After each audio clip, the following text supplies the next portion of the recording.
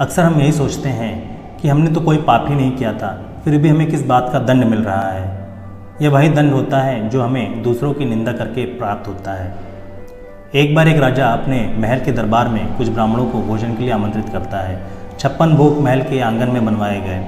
तभी अचानक एक हादसा हो जाता है। खुले में पक रहे भोजन के ऊपर से एक चील उड़ रही होती है, जिसने अपने पंजे में एक सांप को लिया होता है, और वो सांप उस चील से अपने आप को बचाने के लिए फुफकार मारता है, जिससे उसकी जहर की कुछ बूंदें उस खाने में गिर जाती हैं। और वह खाना जैसे ही ब्राह्मणों को खिलाया जाता है, सभी ब्राह्मण काल के गाल में समा जाते हैं। जब राजा को इस बात का पता चलता है तो वह अत्यंत दुखी हो जाता है, क्योंकि उसे अब इस ब्रह्म हत्या का पाप लगेगा।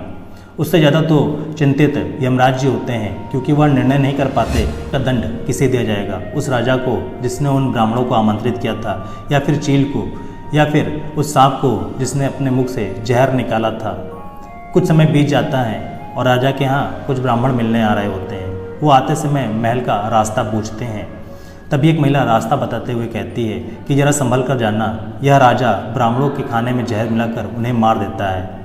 उसी वक्त यमराज जी यह निर्णय ले लेते हैं कि इस ब्रह्म हत्या का दंड उस महिला को दिया जाएगा। यमदूत पूछते हैं कि ऐसा क्यों है।